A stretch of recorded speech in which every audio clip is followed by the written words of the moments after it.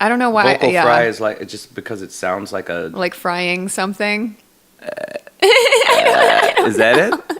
Am I vocally frying right now? Yeah, but it's when you kind of like, yeah, that is it. But it's like when you like draw out a word like a Valley Girl, you know, like that's just kind of like. What do you mean, like how the Kardashians? You would imagine them talking, kind of like. You'll hear me. Like I'll point it out when I do it. All right, like that. Vocal fry. I've just learned something. We're rolling, by the way. So Okay. how America vocal fry? Don't do it. Don't vocally fry your voices. I haven't heard that term, man. I do it, but I know that I shouldn't do it. I'm not supposed to do it. Now I want to do it the entire time.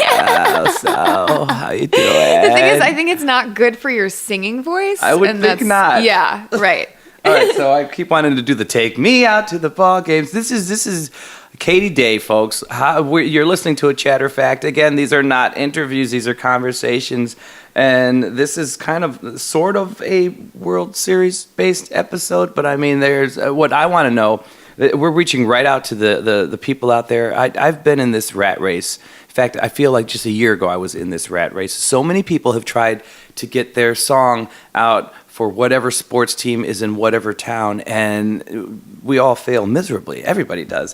You pulled it off like twice. You've done this now. Yeah. And we're talking about Chicago, third biggest market in the country. Yeah. You've managed to get your song in there, and what impresses me even more about you and your song is especially the one for the Cubs going into the World Series. It's not exactly a hey, here we go, here we ha. Right. It's kind of a melancholy, well-written piece. Thank you. And it's a real good song, but not a song I thought would like sneak through and get in. Right. I mean, it's heartfelt, and I'm wondering if that's what it doesn't did even like mention the Cubs or anything like that. It's really interesting. I mean, on paper, it shouldn't have been the one, and it is, and it's a good tune. Did you write the entire song? Really? Yeah, I did. Because lyrically, I really like it. Thank you. Yeah, you're really good. So we're talking to Katie Day. She burst through the force fields of sports and national media and got her song noticed by the Chicago Cubs. And this year it really means a lot because the Cubs are in the World Series. You know, it really struck last year for me. And then because I had sort of a built-in fan base of Cubs fans already. So this year when I put out a song, it was easy for it to take off. You know, it was easier. I think if this year was the first year I did something, it probably would have gotten lost in the mix because everybody is all about the Cubs right now. You know, they are. Everything. Like, it's just, I mean, yeah. There's just everybody has got some sort of like story about the Cubs, and it's just like, you know, and it's not just Chicago news or anything. Yeah. It's like the whole national news is just like the Today Show and stuff, just latching onto this story because it's so amazing. You know, what is it? Over 100? Yeah, 108. 108 years. Yeah. So Thomas Edison was alive. Yeah, when the so Cubs won a World Series last. I think, there were not 50 states. Like, there were just, like I don't know if women could vote. That's awesome. Yeah. So that's amazing. Well, man, and it's weird because, I mean, are you writing for it, or are you kind of writing, is that in the back of your mind? Right. Okay, this might be something. So, you know what? I guess I'll start from the beginning. Please do. Oh, where are you from? Okay, so I'm from Munster, Indiana, which is northwest Indiana, which is maybe about 30, 45 minutes outside Chicago. This is crazy because I don't know how we've never, ever heard of each other because I'm from East Chicago, Indiana. Did you play in the area before heading out? You know, I did. Well, okay, so not really as like a high schooler, and then I went to college in Boston. I went to Berklee College of Music for piano. Nice. Okay. And then I was really only back in the area for like 6 months before moving to Nashville. Really? Yeah. So I did perform some in the region. Did you do like the coffee shop thing? Yeah. Or were you okay? Yeah, okay. totally. Solo? You were yes. Yeah. Pretty much always just doing singer-songwriter stuff. And that's when I kind of like, I started writing songs in college. Like I grew up playing classical piano. Nice. And then, but I was really into like classic rock and stuff. And then I started writing songs mostly on guitar, actually, in college, kind of to escape from the pressure of, like, the piano, like, all the, like, lessons I had to do and the exams that were based around piano. I was like, I'm just going to rebel and play guitar. Oh, that's cool. Wow, really? Yeah. Because what made classical? I mean, that was the area of study in college. Not in college. That was when I was growing up. But Berkeley is more of like a jazz contemporary school. So I kind of had to like start over when I went to college. Wow. Because you're not reading sheet music there. You're doing like you're comping. You're looking at like charts and you're improvising. And like I had not done much improvising at all. I didn't know. I was not good at jazz at all when I first went there. And then I had to like completely kind of like retrain myself with just a new skill set. And it was, but there were certain things that I picked up fast and some things were a little more difficult. There's a lot of ear training that goes into it too, and I'm just glad that I kind of have a well-rounded skill set now. But yeah, so I was doing more jazz and contemporary and just improv stuff, like piano improv in college. And I started writing songs around that time just as like an escape because it was a lot of pressure. And then I was back in the region I actually interned for my last couple credits for college. I interned at a record label in Chicago called Minty Fresh Records, which is in Wrigleyville. Nice. Yeah. Okay. And are they still around? I honestly have no idea. Okay.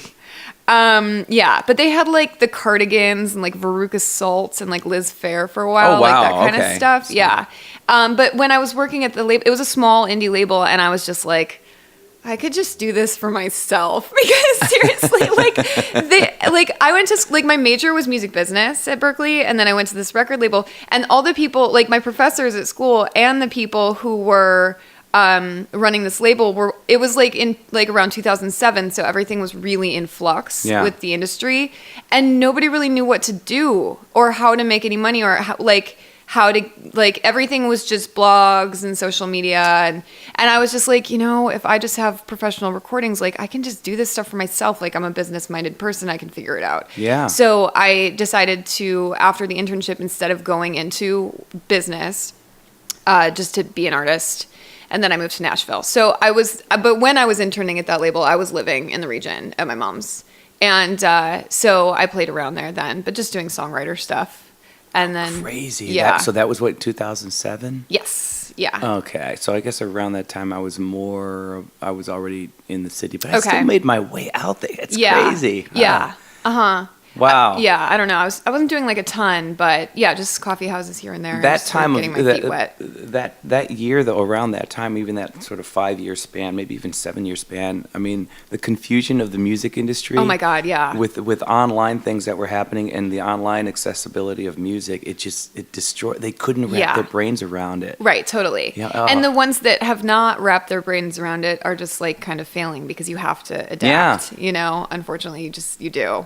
And I kind of feel lucky that I did go to school when I did because I had already accepted that as a fact. Like I wasn't going to like try to cling to the old model of people buying CDs for me, you know? Yeah. Because, if I were just a few years older, I probably would have had a harder time being like, I used to make money selling CDs and now I don't. Like I never did. Really? Yeah. It's tricky. So are you, what are you doing if you do a live show? Are you handing out download cards? No, I do sell albums at shows, but it seems like indie artists, we still have to once in a while have product in hand. Though the last batch of mine that sold out, I've been doing the download cards lately. Oh, okay, and cool.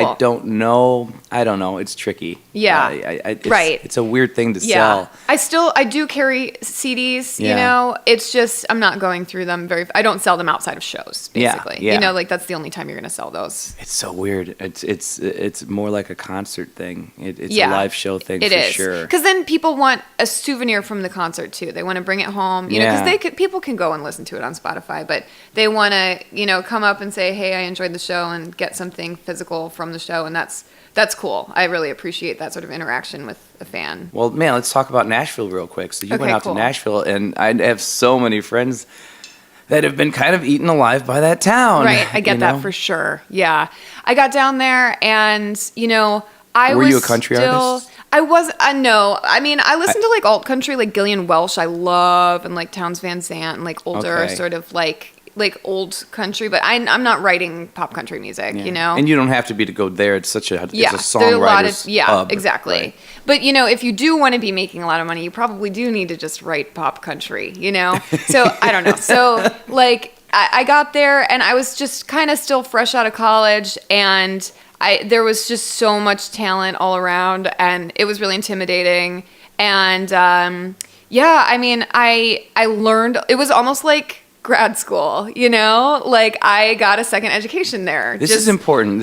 I really want to hear, okay, I have some folks who've gone down there and said that they walked away with some pretty good stuff. I've also known some people who were very strong songwriters, and we're never, I mean, knew music, but never took a songwriting course per se. Yeah. And went to Nashville and became so ridiculously structured. Yeah. And these are people that I wrote with or had fun with. And when they came back, sometimes the creativity is dead. And they're living in this box and they're talking so much about hitting points A, B, and C that they weren't creating anything. They weren't using a creative force anymore. They were stuck in this mode of thought where I have to follow the model. Yeah. And they weren't being creative. It was so weird. Yeah. It was like they came back as an android. Right. Yeah. And I get that. It was really odd. Yeah. I mean, did you see what? Well, was it helpful? Was it? Yeah, I think it was good and bad because in a way there were things like that happened to me where now I'm like, every time I write a song, like I have to hit the highest note in the chorus. There can't be a note that's higher in the pre-chorus than the chorus, okay. or Wow, like so things weird. like that. And so it's hard for me to like do you break live out by of that. or do you? I try not to because a lot of times I'll hear like top 40 songs and I'll be like, well, they're not doing it. They're not I don't doing have it. to do it. Like Yeah. They're for rules are made to be broken. Yeah. But I do keep certain things in mind when I'm writing a song. That's for sure. That I didn't really. That I want to wasn't know who thinking set about. that particular rule up. Though, because in my opinion, like end of the last verse, you should be giving it all you've got and leading up into the, Yeah, I don't know. But I don't know. But there aren't any. There shouldn't be rules in place for that. That's a weird rule. Yeah. And just other things like that. Just like if the verse has like shorter, like many syllables that are shorter than just elongate, like having a few short or a few long notes in the chorus or opposite. Just like. Yeah, I don't know. But I try to shake those things off. But I did when I was living there. It was interesting that I loved Nashville. Okay. I love the place because it's just like slow, easy living. Oh, nice. I had like a house with a front porch with a swing, and I paid like $700. For like by myself. Like it was like really cheap. And now I live in California, and it's like. Insane, but it was like a really cheap $700 like a month in California just gets you like a closet with a chair. I mean, I don't know if you could even get that. Right. So, like maybe a parking space. Nice. Wow.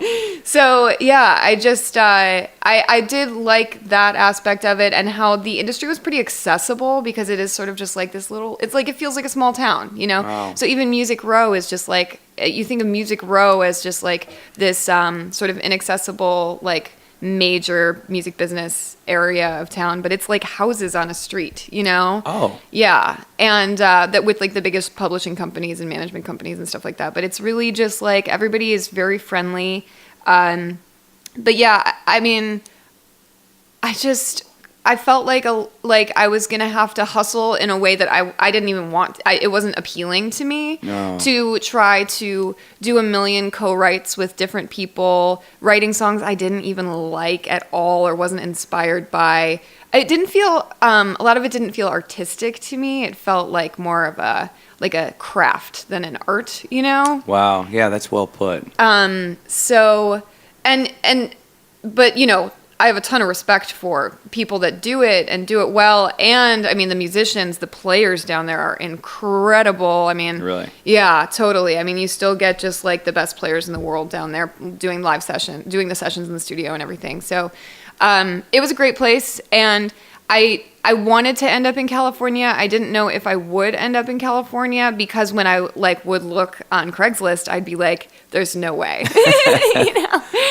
So what was calling you about California all of a sudden? The thing was the culture of the South is, to me, Nashville's a little bit of sort of a metropolis and a hub of like a progressive hub, but not even really. I mean, Chicago is I'm from the North, and we know there's a lot of backwards things about the South, right? I mean, you see racism that you don't see in other places. Still, it's interesting. Yeah. I've heard somebody else on talk about that. Yeah, and a lot of judgment about religion too. Just like, people would ask me which church I went to, and I'm half Jewish. My dad's Jewish. That was a thing though, like that. Yeah, like really? What church do you go to? I mean, yeah, I definitely got that, and just How weird. Mm-hmm. Yeah, and sort of like. There was also this sort of like element of like the judginess even between the churches, as far as just like they were like sororities or fraternities, kind of like, oh well, she's a Kappa or what, It was, the religions were cliquish. Like I mean, I feel like they were the They were same like religion, the pink but they were Methodist ladies, and they had their jackets. I mean, yeah, it was like Grease. Oh my God. So I mean, I'm not saying this is like all pervasive, and there are plenty of like really open-minded people down in Nashville. Sure. But I felt like I was walking on eggshells a lot, and that I couldn't just like speak my mind. Like you could not come out and say something like bad about like Donald Trump and assume that somebody else was just going to agree with you. Whereas up here or in California, I feel like you pretty much can, Right. So I wanted to it was more like the cultural thing that I was just like, I feel like more of a West Coast girl, Yeah. And so I had wanted to move, but I didn't really have the guts to. And then I met a guy who lived in San Francisco and worked for Facebook. And like he was like one of the original employees from Facebook, and we had a mutual friend in Nashville. So he came to visit, and we met, and we like fell in love, and we started flying back and forth. Oh. And then like a year later, I moved there. Did you write a song about that? There are plenty of songs about that. Yeah, he got me out of Nashville. And it was like that intense love is like the only thing that would have gotten me to pull the trigger and be willing to like sacrifice so much. Yeah. Because I was really risking everything, just financially, and I had a life in Nashville, and I was completely starting over in a city where I didn't know if I was going to make it. Like, I mean, it's the most expensive place to live in the country now, And it's. Are you in San Francisco now? I'm not. I'm in LA now. Okay. So like a few weeks after I got there, we broke up. That is like not the first time I've heard a story like that. Awful. So it was like a really, really bad first year of trying to get my feet on the ground, and like going into debt, trying to build up my, because I teach guitar and piano lessons, and so I had no clientele, and so I was like trying to just find work wherever I could, and I was just like really struggling for like a year. I have to ask, we wouldn't have to delve into that because this isn't about that, but is it more, you guys hadn't lived together? Because sometimes when you're under the same roof with somebody, then that's right. I didn't even move in with him, actually. Oh, okay. I just moved to, we lived in the same neighborhood, but I found my own place just because I knew that was a huge risk, moving in with somebody who, I only saw like really once a month, And so, no, it was more just like... It's not sharing the same roof so much as, we're sharing the same state now, and I feel cramped. No, And it's one of the biggest states in the country, and I'm still feeling cramped. This just isn't working out. Well, I just like panicked, like, oh my God, this is really happening. And then he kind of just like pulled away, and I was like, what are you doing to me? And then, not now. And totally. And then we just broke up, and we did get back together for a little while, but it was never the same. It never really was going to work out. You never know what the catalyst is going to be. Right, totally. Yeah. So then I was in San Francisco, and then honestly, for the first year or two, I wasn't really even making new music because I had no money, I had nothing, and I was just sort of like struggling to live. And then I got my feet on the ground, and I started making friends in the advertising business, and just it was the first time since high school that I had friends who weren't in the music industry, because I went to music school for college, and then I moved to Nashville. And I worked at a record label briefly, and then moved to Nashville. In Nashville, throw a rock and you hit a musician or a songwriter. Sure. Everybody is involved in the industry in some capacity. So I was like making regular friends, and I was like, this is cool. I like it here. I like this life. And it also like opened up my creative world, where because San Francisco also, like, a lot of people are really into whatever the next big thing is going to be. So it's a great town. Yeah. I was listening to music that I like. Everybody's like on the cutting edge, so I was exposed to a lot of like cutting edge music, I guess, and I was just really exposed to a lot of cool things, and then I felt like I wasn't really restricted. Also because I wasn't surrounded by musicians, I wasn't comparing myself to anybody else, and I felt like I could just start doing whatever I wanted, and use all these different influences. And then I met a guy who was an engineer he also went to Berkeley, but we didn't know each other there. But he was an engineer at this studio called Hyde Street Studio C, where like The Dead recorded American Beauty, and like CSNY recorded Deja Vu, and CCR recorded a bunch of stuff, and like it's just like a really iconic studio in San Francisco. Nice. And we started working together, and it was like end of 2013 was the first time I was like, okay, I'm going to go all in and not just do like an acoustic record that's cheap where I'm like sitting and playing my guitar and singing and it's easy. Like we're going to go all in and do like a full production thing. Wow, where'd you get the players from? I did it all myself. Really? Yeah, the first record. What did you play on the first record? So I did hire a drummer for some songs, but it's like kind of synthy, so I do a lot of different keys sounds. Okay. I played the bass on that record and the guitar and sang, and then I did hire a cellist for one song. Nice. And then it was actually the intern at the studio. He was like just young and kind of quiet, and but the engineer knew that he could drum. So when there was a drumming part that I couldn't do, I would be like, hey, Peter, do you want to try to do this? And then he started drumming on the records, and then he became the drummer in my band, and now we're like good friends and everything. Wow. And yeah. So, but yeah, because I'm not a good drummer. But yeah, so I was able to do all the parts. Is that CD available still? Yeah. Can people find, what's that one called? So that's called Burn It to the Ground. Okay. And it's a 6-track EP, and there's one cover on there. It's a cover of Time of the Season by the Zombies. Is it on Spotify, iTunes? It's all out there. Yeah, wherever you would, download or stream Wherever you music. Get your stuff. Yeah. Cool, man. Yeah. Okay. I like the title too. Yeah, Burn It to the Ground. That's the title track. Okay. Yeah. So, stylistically, where were you pulling from? What influence wise? What was your thing? So it's a good question. It's pulling from a lot of different places. So I at that time was listening to kind of like some like chill wave music. Like I like M83 and Tame Impala, and there's a band called Washed Out that's sort of just like a little bit ambient, a lot of reverb, a lot of like stacked noises. Yeah. Like the Beach Boys, And it works well because you have kind of a wistful voice too. It's a soothing. Right, it's like airy. Yeah, it's really cool, and you never fry. I haven't heard that yet. Right, yeah. So those effects work really well with a voice like yours too. It Thank really you. enhances the vibe.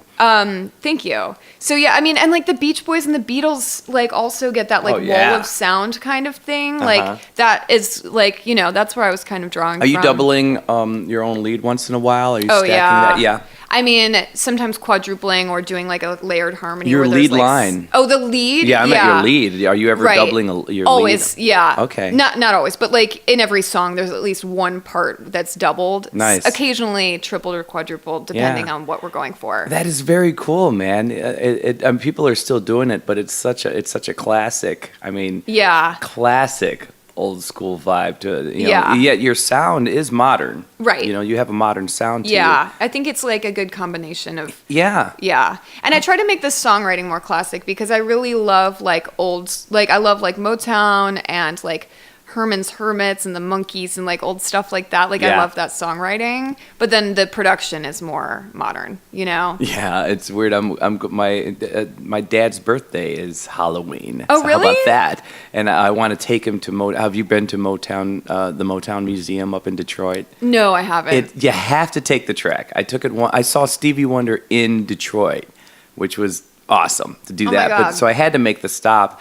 And you just don't realize that everything was done in one room. Mm-hmm. The whole orchestra, the whole band, when they're playing Ain't Too Proud to Beg, is in the same room, and the singers are just in a corner doing all the harmony parts and the lead. Right. Crazy. Yeah. I mean, to engineer that must have been just a nightmare, but I know. there it is. I know. And you can hear it, but it's such a cool thing. Yeah, totally. But I'm it's a big amazing. Motown and old soul music thing. By the way, I have to give a props to the people who know Chicago radio. We lost Herb Kent, and he was a pioneer in music and in radio, and people know that they could have tuned in every day Sunday at noon and hear me sing Herbie Baby, da da da da da da da. So anyway, I had to throw a quick we miss you, Herb Kent. I don't know if you've heard of him, but he's iconic, and just lost him last week. Yeah, which is, I heard about that. That is sad. And I sang his intro every Sunday. That would be my.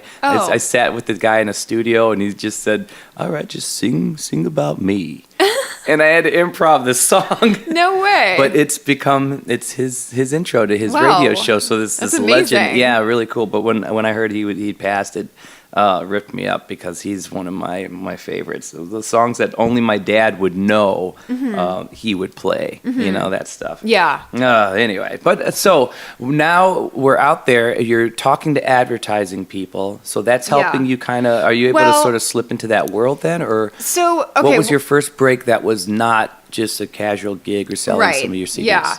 So when I recorded Burn It to the Ground, it maybe took like 6 or 8 months. Not because the recording process was taking that long, but because I had no money. So like I would save $500 or $600 and then do a day in the studio and then save again and then do another day. So I was doing like maybe a couple days a month, and maybe 2 or 3. And so it took a long time. And man, by the end of that, I was like, I remember during the process, I was like, just focused on the process. And then when I was done, but it hadn't come out yet, and it was just a few weeks of like sort of promoting my release show and stuff like that, then I was really freaking out because I was like, man, I put everything into this. And I was like 29. So I was like, and being a female, making pop music, being 29 years old and putting everything into one record, you're like, something better happen, Right. It was really harrowing. So, wait a minute. When you're planning a release party, I mean, were you able to build a decent crowd up to that point, or were you just kind of hoping to gain some people and get some new folks involved to show up to the release party? It was in San Francisco, and because I had lived there for a few years, I did know a substantial amount of people that I knew would be there, and I was splitting the bill with somebody else, so I knew it wasn't going to be like dead in there. Nice. But I didn't have any kind of following or anything like everybody that everybody that was showing up was somebody I knew. It wasn't like I had fans showing up, Yeah. So, what happened was this was like incredibly lucky, and I've had a few really lucky breaks that don't even make any sense. It's a big part of it, man. Yeah. But, I really had put everything into this. It wasn't I hadn't even had the release party yet.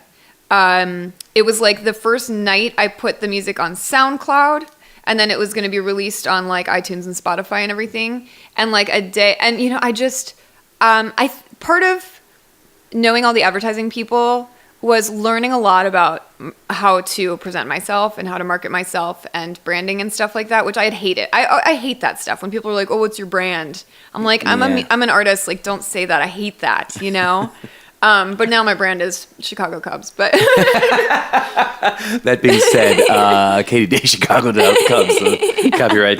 Yeah, it's true. But I mean, so I hated that. But so when I was putting the stuff on SoundCloud, I just like hashtagged everything really well. Like I tagged every possible thing you could tag about the song. Hashtag chillwave, hashtag whatever, like hashtag San Francisco music, hashtag just a million different things. And then I think it was through that one of the music supervisors at Bun and Murray, they do a lot of like The Real World and a lot of stuff on MTV and a lot of stuff on E, like Kardashians and stuff. He reached out to me like the next day. Wow. And was like, can we license this album for, like, we've been listening to it in the office all day, and can we, was The Real World being done in San Francisco, or? No, it wasn't, but it was, that office is in LA, but they just licensed for all those shows, So, I think he might have, I don't know what they were looking for, but somehow I came up, Oh my God. Yeah. So the next day, before I even had the release party, and he was like, can we license this for The Real World? And there were 3 other shows on MTV.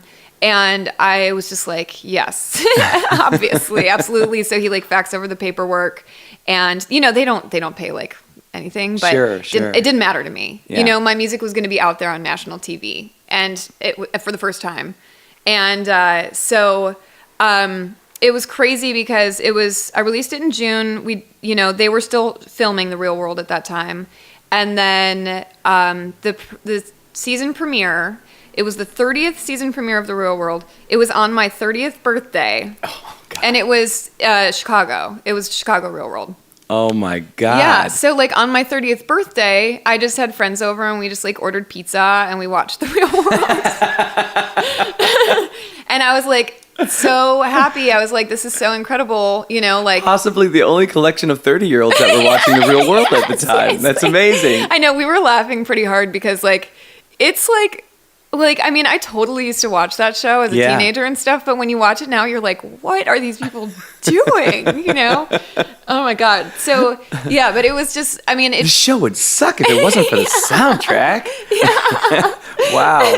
And then I had another song on like the season finale also. So that was enough to motivate me to keep going, basically. Did that make you look for management?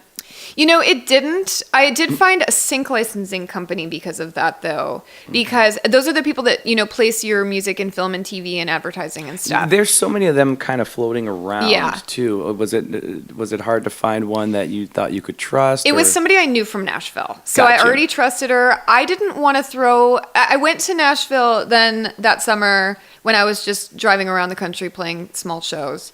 And I was in Nashville for a few days, and... I wasn't going to say, do you want to be my agent because she's a friend and you don't want to like, you know, mix, sure. you know, get tangled up in that if it's going to be messy. And so we kind of just like danced around it for a while. And then she said something like about licensing something of mine. And I was just like, yeah, if you want to do it, you know? So, and then she was like, yeah, do you want to? And then, so we had like a non-exclusive agreement, and she got me one movie placement, which was cool, like pretty much right away, and it paid me enough to record more, and so that's, you know, those are with that album, I've had a few cool things happen like that, and it was enough to keep going. That is great. Yeah. So then the next year, I toured for the summer. I got back to San Francisco in the fall, kind of saved enough money to start recording after Christmas. Mm-hmm. And then I did. And then and it was also that fall when I got really sad about the Cubs, basically, because I lived in Boston for two Red Sox World Series wins. Okay. And then I had lived in San Francisco for 3 Giants World Series wins. Oh God, as a Chicago fan, just yeah. So it was October and it was the World Series and I was in San Francisco. So you were a huge Cubs fan growing up? Yeah. Okay. Yeah. And then you know, even more so when I left home, because I think it just reminded me of home and family and everything. So I just attached to it even more. And so the Giants were in it again, and I was just down and out. And because there are a lot of bandwagon people, like people that I knew that I was friends with that moved there as adults and were like, yeah, Giants. And I was like, no. Winning? Oh. Yeah. Oh. Yeah. Cowards. Right. Yeah. I was like, have some loyalty. So I just like watched a documentary about the Cubs. It's the one about Steve Bartman called Catching Hell. It's an ESPN documentary. It's like, it'll make you sad. Yeah. Yeah. It really makes you feel terrible for him, honestly. Yeah, he went through a hard... Yeah. Folks, look him up, Steve Bartman. He's the guy that caught the... he shouldn't have caught the ball. Well, he didn't even catch it, did he? He just touched it. Yeah, and he just got in the way of a huge play, and, you know, oh boy, he got hell for that. Yeah. Oh, and he's basically been, like, in hiding ever since then. Yeah, ever since. Yeah. Poor fella. Yeah, I know. I feel terrible for him. And every time the Cubs get this far, well, they've never gotten this far, you know, since 1945. But when they get into the postseason, his name comes up, and you're just like, just stop. Just leave him alone. I will say this to baseball fans, specifically Cubs fans. I'm so glad that they got into the World Series. It's weird because I've never been much of a baseball guy. Mm-hmm. You know, I had a stepdad who would take me to to some Sox games, and he would like buy the apparel too. So I'm like wearing Sox hats, but I just went, and I'm like, okay, that's a baseball hat. Now I think I've gotten a little more into baseball because I've been living on the north side for 15 years. Yeah. And I don't think I've ever lived more than like 3 miles away from Wrigley. You know, we're 3 miles away right now from Wrigley's. It's you know, right, which is awesome. Totally. Yeah. And when Paul McCartney was there a few years ago. Oh, cool. And I bought my ticket like 2 hours before because I thought, wow. well, he's right there. Yeah. Yeah. But I'm a Bears guy. I'm just straight up football. I hear ya. You know, so it's so cool to watch the city just light up. Yeah, totally. It's amazing just to see that. To see that happen. Yeah. But it's a funny thing. I mean, especially for writing purposes. I mean, something just called out to you because you feel that pain. Totally. I mean, I really do. But really quick, I'm sorry. Oh yeah. The Cubs thing. The only thing that has always bothered me about actually all the baseball teams in town, when they lose, there's this big portion of fans that go to the GOAT or go to the Bartman thing. It's like no other teams ever lose. When the Bears you know what I mean? like lose, they just say, "Oh man, we sucked." Exactly. It's like, you know, just say we lost. We lost. Yeah. It's okay. There's always this like mystic, like, oh no, the GOAT that Bartman was riding. Yeah. Right, totally, I know. And like, we can leave all the superstition, you know. Yeah. I know. I'm happy that this year there's nothing to latch onto. Yeah. You know, like that right now. And I mean, the Cubs are still in there. Nobody's choking. Nobody's falling apart. It's not amazing. Just like, you know, yeah. And to watch this city, God, they deserve it so much, man. And the Cubs fans deserve it more than maybe any other fans in any other sport in the world. I know. I totally agree. Seriously. Yeah. Because they are there through thick and thin. Yeah. I mean, they are there. That place is packed. Right. I don't care how badly the Cubs are doing. They're there. So right. if anybody deserves a World Series win, it's Cubs fans. I know. Yeah. But anyway, true. so that's leading us into the Lakeside song, or what was it called? So By the Lakeside is the name of that song. So basically it was so crazy. It was October a few years ago, Giants were in it. And I just got really sad. I watched this movie. And then this song, the chorus of the song just kind of like popped into my head. And I was like, oh, I got to write that down. I wasn't even like planning on writing a song. And I was like, I really should write that down. Wow. And then the next day I wrote the whole song out.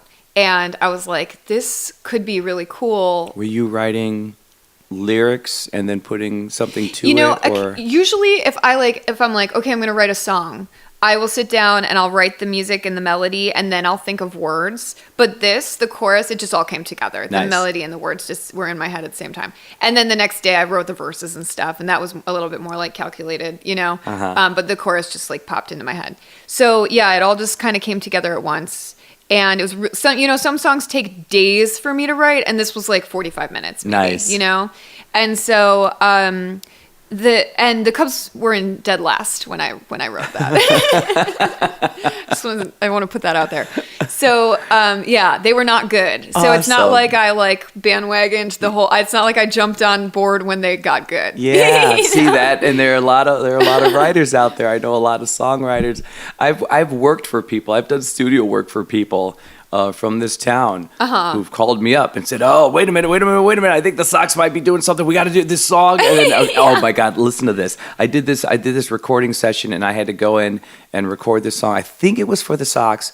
And then the very next year, they repackaged it like for the Cubs. And then I think 2 years later, they called me back into the studio and had me sing, and it was something for maybe the Blackhawks. Okay. And that time that they had me sing the same song for the Blackhawks, it's like, dun dun dun dun, the Blackhawks, you know. Then they said, okay, cut. All right, now we're doing it again, but say Toyota. I'm like, Toyota? What? They're like, dun, dun, dun, Toyota. Cut. And then they had me go in again and dun dun dun dun dun, a Big Mac. They like just used this tune for like 7 different things. I don't even think it ever got anywhere for them, by the way. But talk about like beating a dead horse to the ground. Yeah, totally. Little space program. We're gonna give it to NASA. And it was so goofy. But that guy was he wrote some song. and he was desperately trying to put it wherever something was happening. Right, totally. So, and because timing is really important, though. Which is true, but I mean, I think it's cool that I think something that's real and authentic, especially emotionally speaking, it transcends all this marketing crap and it reaches out. Because again, your song was a different song. It was like folks. I met Katie because we were both on WGN together. She was on WGN News. I was hired on to run in and do some background singing for her, which was really neat. So I didn't know you, and I got to listen to this tune. Next thing you know, I had a gig. I got home and got to bed at like 4 a.m. the night before. Oh, really? Yeah. Next thing I know, at like 6:30 in the morning, I'm parking my car on the north side, and I'm singing "We Got the Fire," and I'm learning these backgrounds. Yeah. And then next thing I know, I don't know if it's 7:30 in the morning. We're across the street from Wrigley Field. Yeah. Fans everywhere. My God. It was crazy. Your T-shirt's awesome. About Damn Time. Now that's from the other song. No, it's from By the Lakeside. Okay. Yeah. Yeah. I brought it back. I honestly threw that line into We Got the Fire, the latest song, just to keep selling shirts. Nice. Yeah, that's so smart, and it works. I got to tell you, your delivery on that line in the song, it's one of my favorite parts of the song. Yeah. Good. Cool. So boom. And great. Everybody has to have that moment. And it's a throwback, and it's like it's a throwback to that hit for those fans. Right. You weren't just going, right. And Toyota. Gotta get a Big Mac. Like, what is she doing? Not to say that that's a wrong thing to do, by the way, because I used to always say whenever I was chasing that particular dream, I don't care. Those first few years or first decade, whatever, I'll sell whatever. Oh, for sure. If I became any type of celebrity, put me in a tampon commercial. Yeah. And I'll say, I don't use them, but I'm sure they're great. Anything, because you have to build that capital. You have to pay those dues. Right. And then you get to a point where you can do what you want. Suddenly you're Daryl Hall and John Oates, and you're able to say, screw you record label, those guys, and make all the money you want and just record whatever you want. Yes. You don't even have to worry about sales. Yeah. You can get, so yeah, I think that's very important. Yeah, totally. But anyway, so yeah, I met Katie there. And we're all on the news, and thank you for that, by the way. Oh, yeah. Thank you for meeting. I knew that I couldn't do that song by myself. By the Lakeside, I can do by myself. And it's, I like doing that one by myself. But the new one, some of the songs that I write they're studio creations. Sure. And because I'm doing all the parts by myself, or there are a few people throwing in parts here and there, I can't recreate it live by myself. Right. It wouldn't have been, I couldn't have sang all those parts without you guys, And the spectacle was cool. I can't even remember how many of us, if there were maybe 15 of us, I'm not sure. But I got the link and I posted it today. Oh, cool. Okay. Yeah, we'll put that on all the pages and all that good stuff. Cool. But yeah, that was neat. And that was neat for me because I watched WGN News. Yeah. So cool. It was kind of fun to be a part of that. Yeah, I really like them there. I mean, WGN has been really supportive of me these last couple of years, and it's been really awesome. Yeah, so that was a cool experience. And then when I found out you were from Munster, Indiana, I thought, oh my God, I grew up 15 minutes from there, and I have a cousin. I spent half my life on Tapper Street because I would spend the nights over there all the time. And awesome! It's just crazy. And then now you're here. Yeah, that's what led to the whole thing. Right, it's crazy. Well, it's a unique story because I've talked to so many artists and creators and people in the industry. And I haven't talked to anybody that cracked the code. Mm-hmm. And it is funny because you're saying that, you're saying something that we've talked about a lot on this show, where it's preparation, just have your stuff ready. Be ready, be prepared. Right. And because you were ready when things came your way. You were building, with By the Lakeside, so I wrote it in the fall when the Giants were in it, the Cubs were no good. And it was for myself, I wrote it for myself. Nice. And then after it was done, I was like, I got to record this. So it was like a week later, I played a show in San Francisco, and I just said and I was like, I'm going to just bust this song out for the first time, and I'm going to say, this is about the Cubs winning the World Series, and they're going to be playing it all over Chicago next year. Oh. And I said it, and everybody was like, shh, whatever, And then the next year, I'm going to back up a little bit, but that basically did happen. The Cubs didn't win the World Series that time, But they were in the playoffs, and the song circulated. I know. You're like a good witch. Maybe you don't realize your powers. Maybe. Oh my God. I mean, people are like, because I've lived through 5 World Series wins, people are like, you got to move to my city. You got to come here, like, they think I bring sports luck. But screw that. I want you to write about me just winning the lottery or something. So I recorded the song and during the off season in like January. And then it was the first time I recorded, but it was going on an album. So I made another EP called Kids. That was the second EP. That's the only other full EP that I have out besides Burn It to the Ground. That's like what I'm promoting now as Katie Day. And so I did that song, and then I did 3 other songs. I released that single on opening day. On YouTube, I made a Cubs video to go with it. Wow. And it just like totally fell on deaf ears. Nothing. I mean, it had like 300 views for like months because nobody thought that the Cubs were going to be good that year, basically. Like it was like they were kind of like around the middle of the division, until like August. And then they caught fire. And I happened to be home in August, and I went to a game and at Wrigley, and I was like, man, this is so electric. Like, I've got to figure this out. Like, I've got to do something with this. Like, it exists, and it's pertinent, and like, it's like authentic, So I really got to figure this out. So I just started like firing off emails to anybody I could find, Cubs related blogs, podcasts, people at ESPN, whatever. And I lucked out in a few different ways. But one thing that was really huge was there's an ESPN analyst named Sarah Spain. Mm-hmm. She's on SportsCenter a lot and like Around the Horn and stuff. And she's really awesome. And I mean, I love her anyway. Like, she just is a really great sports personality, and especially as a female in that industry, it's like difficult to kind of break in. And you've got to be really good, and she is really good. I love the fact that you are no phony. You're an actual Cubs fan. You're an actual sports fan. That is so awesome. All right. So I went to her website and like through her contact form, just wrote her an email saying, I have this song. Like, do you have any advice for me? What do you think I should do? Like, I'm a fan. Like, can you help? Just thinking this is just going into the void. I'm never going to hear back. Because that was most of the emails that I sent, And she, a few days later, got back to me, and she was just like, people send me stuff like this all the time, and I honestly thought it was going to be crap. And this is awesome. Like, I love it. Just let me know what you want to do. And I was like, oh my God, awesome. So I was like, all right, cool. Like, I have a game plan. Like, I can tell you what I want to do. Because I mean, I wasn't going to be like, I don't know. Can you help? I was like, I have to be professional about this, and I have to have really specific ideas of what I want to be doing, And so I kind of gave her a list of possibilities, and I was like, any of these things that you could help with, So she put me in contact with Len Casper, who's the announcer for the Cubs on TV. She put me in contact with people at B96. So I was on B96. She got me on WGN Morning News, WGN Radio, and so all of that happened like leading into the postseason, and then it just kind of blew up from there. That seems unheard of for somebody in her position to almost become a makeshift. Oh my God, I know. Like a PR fairy godmother and agent for a she small ran speck like of time. It was like free PR for me. Wow. Basically. It was incredible. And every time, if I would write an email to somebody like at ABC News or whatever, there's no way I would hear back. But coming from her, because she has such a great reputation and she's so well connected, anytime she wrote an email, I heard back from every single person. The DJ at Wrigley, I heard back from everybody, and they were all nice and they were all interested.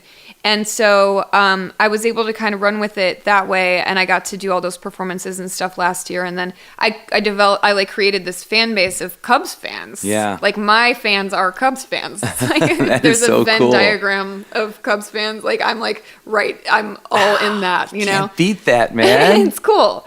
So, and it was cool because it was the first time I really I hadn't had my stuff on the Real World and stuff, but I had not had like fans coming out to shows and stuff or booking things in cities where I didn't know people. I was usually playing to strangers or whoever was there for the other person on the bill, not people coming out in random places to see me. And then that started happening. There's also a podcast, a Cubs podcast called IV Envy. IV Envy? Yeah. Okay. So they I had sent it to them, and they picked it up and started playing the song at the end of every episode. And they're just such a great podcast. It's really great guys. They're just really nice people. Nice. And they just have really thoughtful things to say about the Cubs. It's like, in a lot of ways, it's a lot better than just your typical sports coverage, because man, I could just hear the love in your voice for this team, though. It is so cool. Yeah, so I mean, they started playing it, and then I kind of became friends with them, and people who are listeners of theirs really like started reaching out to me and buying my music, like actually buying it, and buying the shirts from me with the lyrics, and coming out to see me play. So then, their postseason last year was crazy. All that stuff kind of picked up really fast, and then I had the new fan base. And then, and another crazy thing that happened was the week so I put that one song out on YouTube, like opening day, but then I put the album out like September 15th, maybe, like right before the postseason started. And somebody at Spotify picked up By the Lakeside to make it one of their featured new releases on their New Music Friday playlist, nice. Which goes out to like over 1 million people. And that was totally random, and it wasn't a Cubs fan, and it had nothing. Because if you just listen to the song, it actually doesn't mention baseball. It doesn't mention the Cubs. It's kind of like We Got the Fire, where it's just like, it's just a fight song or, whatever. So they just liked the song, and then they put it on this playlist, and then it went out to like 1 million people, and then that song created a following, and that was another one of those just really lucky things. Will you do shows in Chicago often or once in a while? Once in a while I do, Solo, or do you have a local? Yeah, okay, yeah. nice. I haven't traveled with my band, and now that I moved from San Francisco to LA, I don't have a new band yet. Okay. So I would be playing solo. And I do acoustic stuff, and then I play with a loop station sometimes. Nice. So yeah, it just depends. But last time I was here, I played at Tonic Room.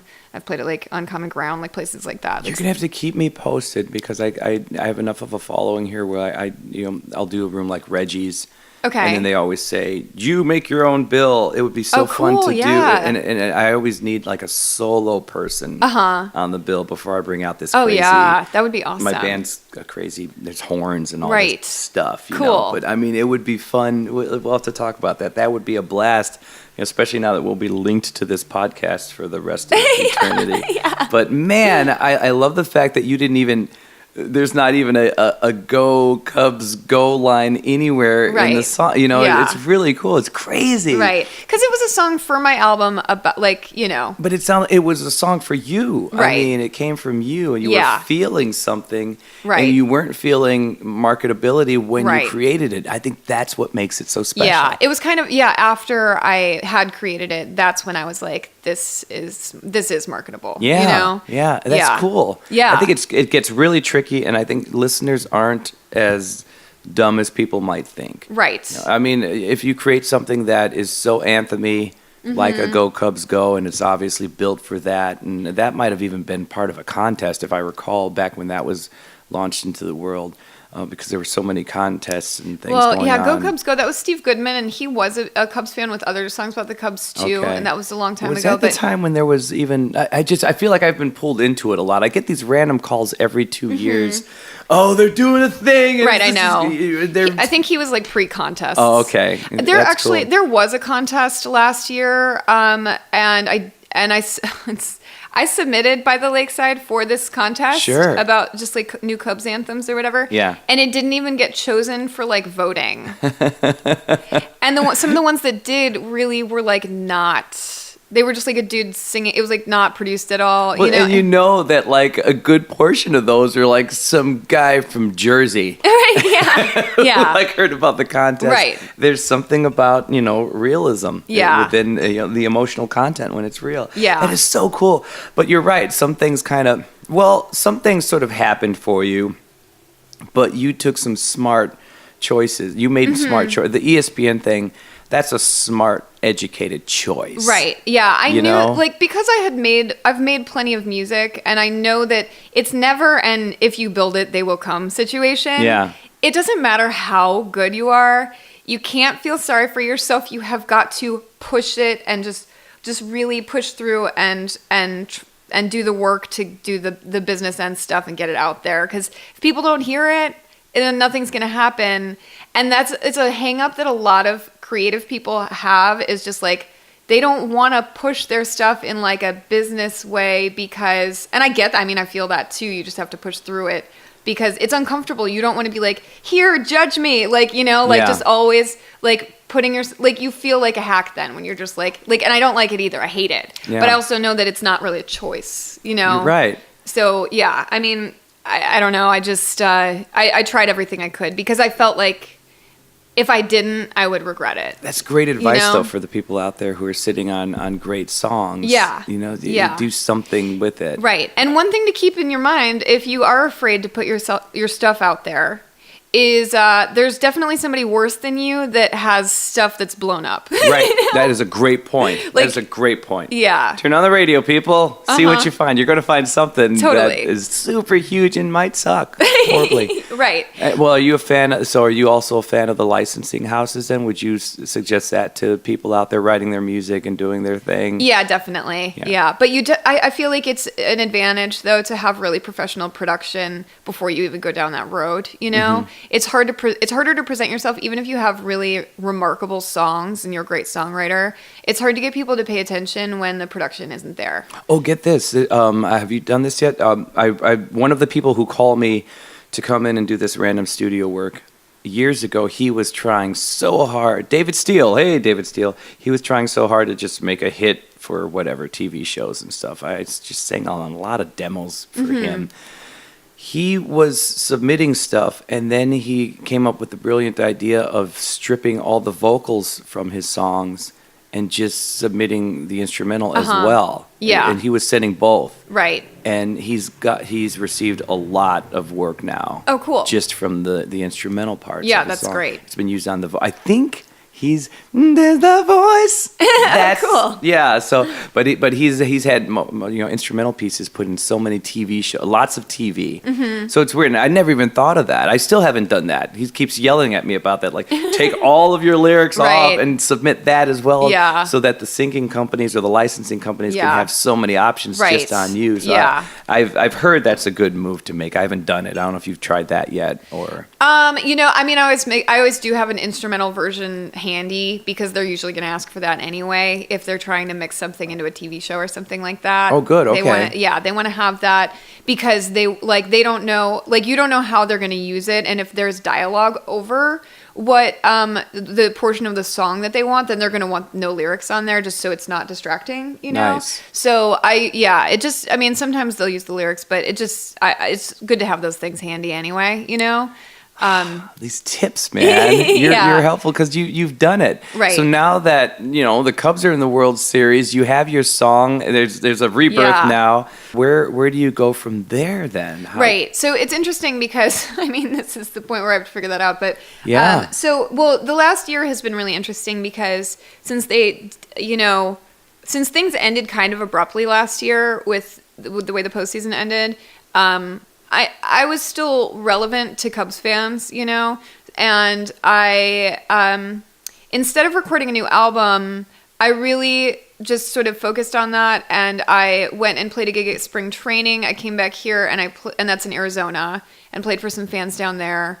And then and went to games. It's like work and pleasure, I went to spring training games. It was really fun. People that were at the WGN, the TV appearance that we did, people were there and people were singing along. I don't know if you saw it. It was cool. I did see a few people that showed up to Murphy's just to see me. It was really neat. Some lady was there, and I thought, she kept getting uncomfortably closer to the backup singers, and I thought, well, who are you, a relative? I had not met her before. Did you see her? I did. Okay. Yeah, I talked to her for a while. She just said, I'm from Arizona. Right. I'm a fan, but I'm here for Katie. Yeah. And I said, oh, do you know her? No, I'm online. I got to meet her online. Right. Yeah, because Facebook or whatever. Yeah, I really engage with the fans a lot. That's huge. Because it's really easy to do because we have a common thread. That's what's the Cubs are what have brought us together.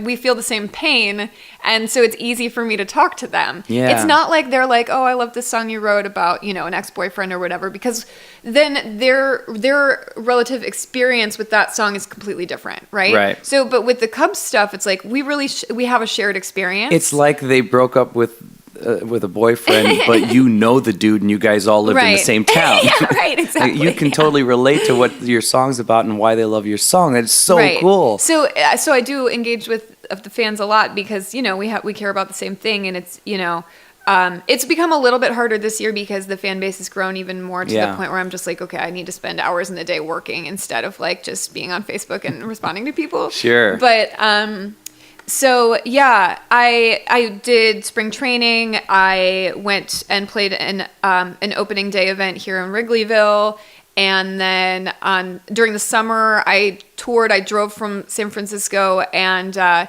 would play in different towns like Tulsa and Oklahoma City and do like a watch party and a show. So it's like at a Cubs bar in like Oklahoma City, people would get together, watch the game, and then I would play. How did you find a venue like that? Like how? Through Cubs through the fan base. No right? way. So like, because now my Cubs fan base they're all over the country, I'd say there are even more people outside Chicago than in Chicago who are listening to my music, because it's harder to be a Cubs. It's not harder. You have to be a more dedicated fan if you don't live here. Yeah. Here you're going to be just absorbing it all the time. It's going to be everywhere around you. But if you're in a different city, you need to put in the effort. Yeah. So those people are more likely to have heard of me because they're Googling Cubs stuff, and they're seeking it out more, So awesome. Seriously. Yeah, it's cool. So I did these shows over the summer, and then I moved to LA at the end of the summer. And so, so I've only been in LA for a few months, and I was not planning on writing a follow-up to By the Lakeside. I was going to not do that because I had tried to, and it didn't feel as organic or inspired. And I was just like, it's not good for me to follow up something that really feels authentic with something that doesn't. You'd almost have to just write about the feeling of the ride. Yeah. How the ride is felt, but that's going to be when it hits you. Yeah. I think the most important thing here, there's a whole different factor, and there's a different person that you had in your corner, and it's not an actual person, it's more of an entity, and that entity is Chicago. Mm-hmm. And I think that's a good tip for people out there. It is trickier if you're in, a town of 1,000 people and you're trying to find your way. I think you still have to push your music out there and figure out where you're going to put it. And I think the licensing companies sound very cool, like a great option. But if you happen to be connected to a city like Chicago and you're not pushing, you definitely need to, because if you make a little headway with a town like this, I think people often forget how powerful that is, because, again, third biggest market in the country. Right, yeah. So when you get a portion of Chicago fans, on your side, I mean, the sky can be the limit. Right, yeah. It can help a lot. Right, so for sure. I guess that's part of the right place, right time, but also just, right heart, right mind, because you just happen to be just a Cubs fan through and through and through. Yeah, it's more about it's just like write about what you love and connect with people who also love that thing. Yeah, that's so cool. Yeah. Well, so now you get to ride this wave out. You have to, because it must be hard to really go anywhere else right now. Right. I mean, now you're this is in it. it. Yeah. Yeah. Do you surf? Because you're kind of surfing right now. Right. I know. Yeah. I did once. I was okay. Okay. So then after that, it's more just sort of shake your head a little bit and then get back to what you do. So, I was going to not write a follow-up, but I was still riding the wave knowing that the Cubs were in first place and going to go to the postseason, not knowing how far they would make it. Yeah. But I went to a Cubs-Dodgers game in LA. And this was toward the end of the season, and I was seated right next to the bullpen, and the guys were warming up next to me, and Aroldis Chapman, who's the closer for the Cubs, who is the fastest pitcher in the world, he actually is, he set the record for the MLB this year. He was warming up right next to me, and the catcher was maybe 4 feet from me, and he warms up with a weighted ball, so the pop of the ball in the glove was just really crisp. And so I was taking videos of that, And then I had this on my iPhone, and I had this one video where like the sound is just so sharp and it just sounded so good. And I was like, I want to write a song so I can sample that. So that is We Got the Fire. I mean, I basically was like, I got inspired by that. No way. Mm-hmm. And I had not previously been inspired to write a different song. But I was like, I could write something that samples this and make it so different from By the Lakeside, because By the Lakeside is really sort of like poppy and sweet and more like a little bit more like forlorn in the chorus. And I was like, no, I could write like a really determined, dark, like kind of ominous, like we're doing this, like war song, Yeah. And so I called a friend, and I had left San Francisco. I was brand new to LA. So I didn't have a studio or network of musicians. Mm-hmm. But I did have a friend who is, I do have a friend who is a staff engineer at Interscope. So he works like he did like Straight Outta Compton soundtrack and stuff like that.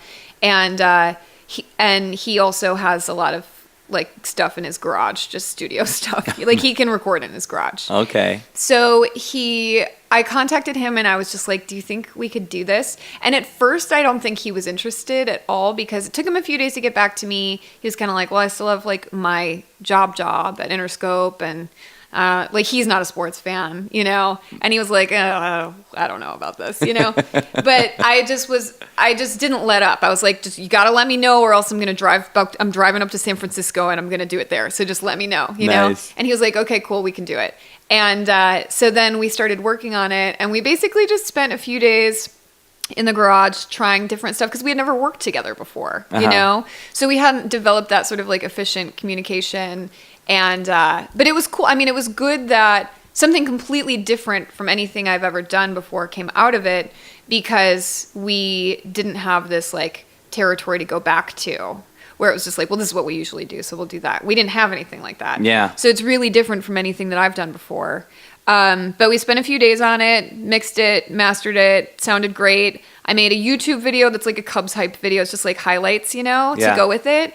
And I didn't know, I thought I might put it out there and it might just like fall totally flat and not be as good as By the Lakeside.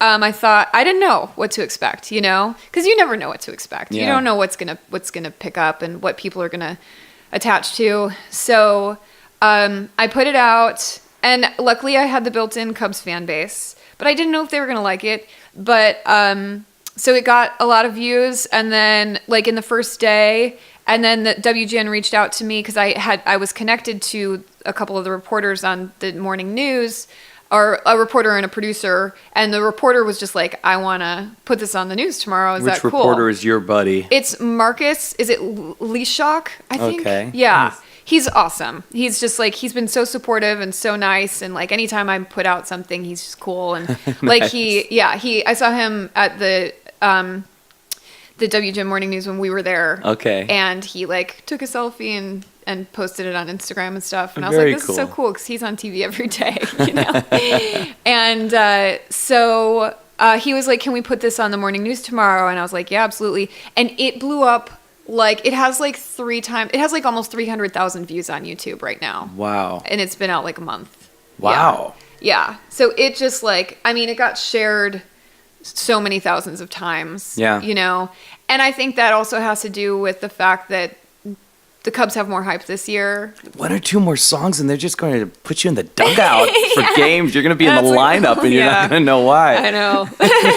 Oh my gosh. So yeah, it totally blew Pinch up. singing for.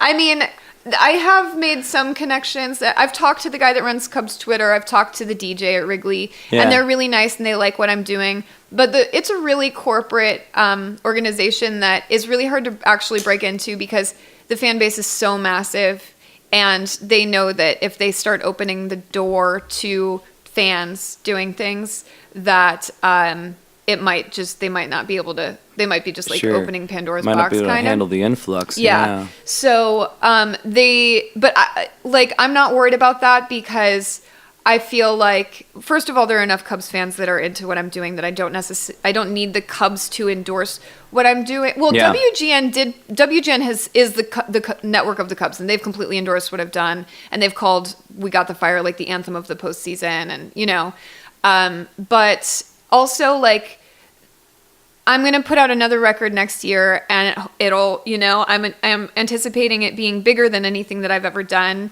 And I'll get to a level where the Cubs, where they do want me to come sing the stretch or something like that. Yeah. But it's not going to be because I'm a Cubs fan, and it's not going to be because of Cubs music. It's going to be because I have enough clout with other stuff. Well, that's the thing. I mean, you're, again, there's no mention of the Cubs even in your songs. It's not an obvious song that was written for this. Yeah. You wrote something from the heart. It connected to not only people in the industry, but obviously the fans.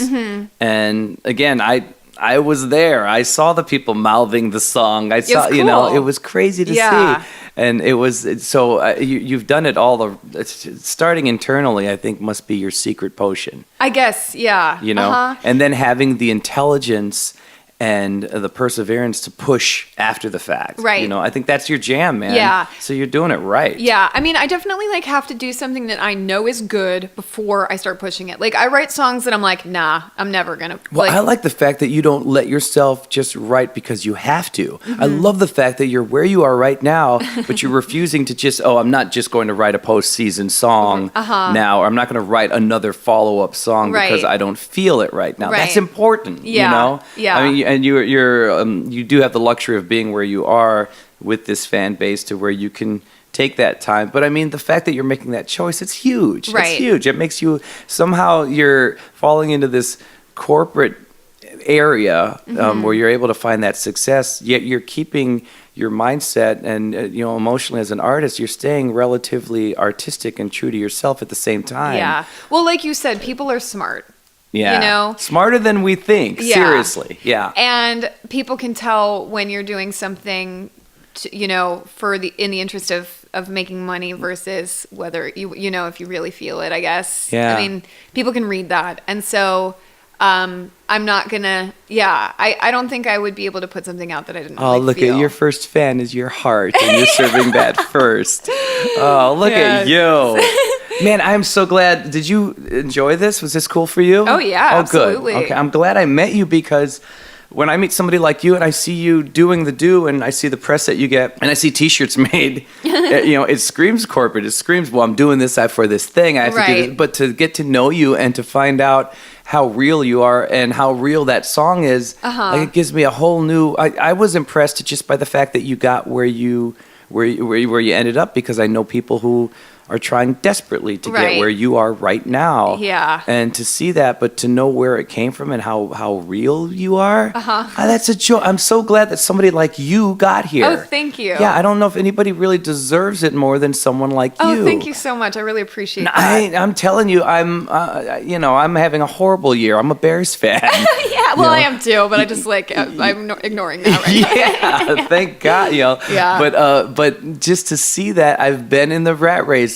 Next year, I'm sure because of your success, I'm sure I'm going to get more calls, and hey, blow on this kazoo and say Cubs when you do it, and I know all these people that are trying desperately. Some are fans, some aren't, but man, kudos to you. Thank Seriously, you so much. Where can people find you? So, katiedaymusic.com is my website, but my music is all over Spotify and iTunes, and wherever you would stream music or download music. They can Google Katie Day Music, and they're going to see everything. Katie Day Music will bring everything up, KATIEDAY. And I mean, it's all out there, and it's pretty easy to find. And YouTube, where can they? What's the name of what are the two songs on YouTube? Yes, so on YouTube, the first one is called By the Lakeside, and as far as the footage goes, that's all like older Cubs footage that I found. It's more like stock footage-ish, and then the new one is called We Got the Fire.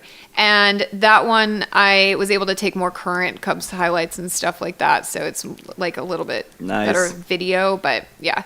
So, and katiedaymusic.com will give some tour dates and things like if you ever happen to bounce into town. And I definitely will.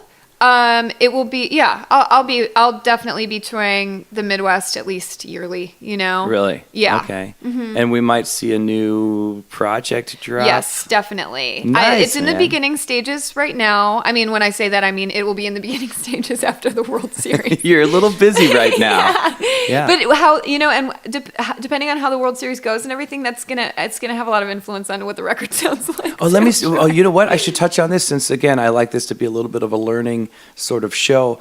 Right now, while you're riding this wave, what sort of outreach are you doing right now, career-wise? That I mean, you're in a great spot. The thing is, things like this, like what we're doing right now, keep happening because, once you are out there, people hear you, and then you get more and more opportunities. So even this morning, I had a meeting with an advertising agency who asked me to potentially work on a campaign that's totally not baseball related at all, because somebody heard me on a radio show last week talking about the Cubs, and I mentioned that I do advertising. So it's just like, things kind of snowball, It's good.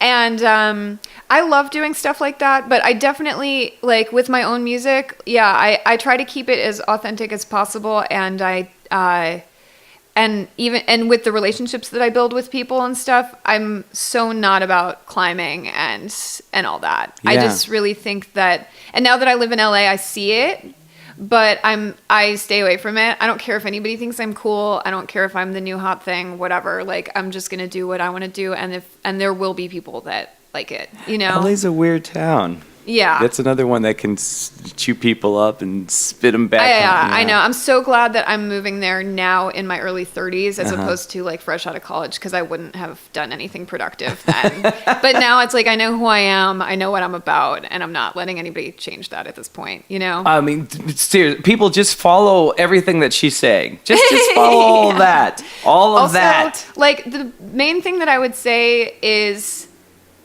age is just a number, and it's so insane that we gravitate toward youth in our culture, because you have to live to get better. And Ira Glass has this thing about the gap between your taste and your ability, and how it takes years and years of practice to actually close that, because you could have really good taste if you're an artist and you're like, I know what I want to sound like and I know what I like, but you're not going to sound like that for years. You're going to have to make content just for a long time before you get to that point. And it took me until about 30 to get to that point. And now I'm doing well, but you just have to have faith and just be, it sounds super cheesy, but just be true to yourself. That's how you become an artist. We live in this sort of American Idol, The Voice sort of day and age where people aren't quite ready and they haven't done the road work, and then they learn how to sing a few leads very, very well. Yeah. And then they need this kind of management team around them, or they're forced to sort of be songwriters on this fast track, but they're still not quite ready. Somebody like you, you have to build yourself as an artist the right way. Man, see, you're dropping knowledge, Katie. Dropping knowledge. I love it. I do wonder sometimes, I'm like, how much of this is just like pure luck, and how much of it is like, the fact that it is hard work, and how much is, I don't know. It's just, it's hard to tell, because I will say I made a lot of music before anything good happened for me, Yeah, you have to. Yeah. You have to. It's the only way to hone the craft, and then figure out, even just figuring out how to tie your emotions to your craft, to your art. Yeah. Even that takes a while, just to make sure that they're, aligning with one another. I remember just never quite feeling like I found my voice as a singer at first. Right. And then I remember sounding like a great singer at shows, but not in the studio. And then there was that disconnect. And then it took a few years to make sure the guy on stage sounds like the guy in the recording studio, because there was something a little more stiff about my recording than there was on stage. Yeah. Like, why am I really going all out? Totally. The whole thing, just finding that connect. Man, you word it so well, though. Thank you. Man, this has been a treat. It's the coffee and the Baileys. The coffee and the Baileys make everything better. I don't know if you went in with, and you left the cookies alone. I did. Liquid lunch. Good for you.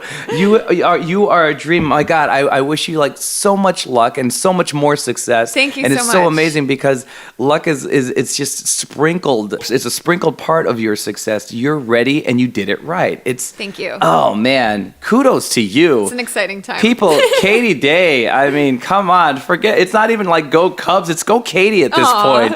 KatieDayMusic.com. Go find her, buy her stuff, listen to her. This is what a real artist sounds like. This is what somebody internally and externally sounds like when they do it all right. You're aligning everything the right way. I'm high-fiving you. High five. Bam. Seriously. So go, Katie. Thank you for being here. Yeah, thank you for having me. Thanks it's for awesome. hanging out. This is a Chatter Fact. Hope you guys had fun. You met her, you love her, go find her. And there you have it. Have a nice day. Have a nice month. Have a great year. Go out and find your smile. No break. That was just straight. Yeah. Oh, did you have fun? Oh, totally. Yeah. I actually didn't think that it was going to be that easy. You know what I mean? Welcome to my life so far. You'd think by now I'd be a star.